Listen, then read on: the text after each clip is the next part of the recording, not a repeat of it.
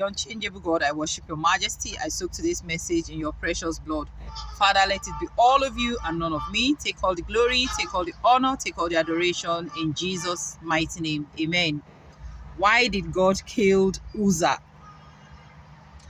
Uzzah was one of the men that was supposed to transport the Ark of the Covenant of God to Jerusalem, to David. Normally, this transportation of the Ark of the Covenant of God was supposed to be carried out by the Levites and the Kohaths. But David decided to use the men that were with him. Uzzah has been with this Ark of Covenant of God for a very long time. In fact, it was his father that was keeping this Ark.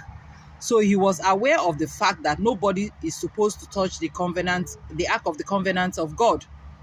But unfortunately, perhaps he got so familiarized with this Ark of Covenant of God and he forgot all the commandments associated with the Ark of the Covenant of God.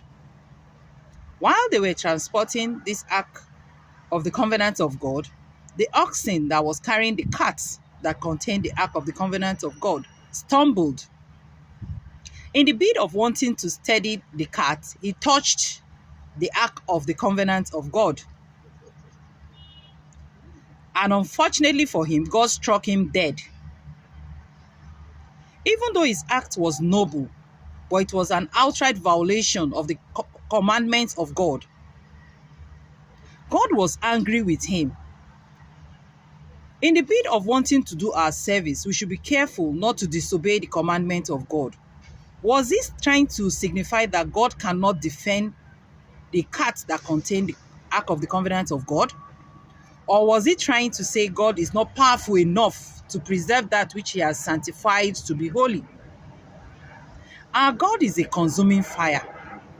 Whatever he says he will do, he will do. Whatever commandment he has given us, we should try as much as possible not to disobey the commandments of God, even if we are serving him and our acts are noble. Our God does not play with the issue of disobedience. Disobedience equals rebellion. It is better for us to be enjoying God as a loving Father, as the El Shaddai, as the Most High God, as the faithful God, as the kind God, as the compassionate God, rather than for us to experience him as the consuming fire.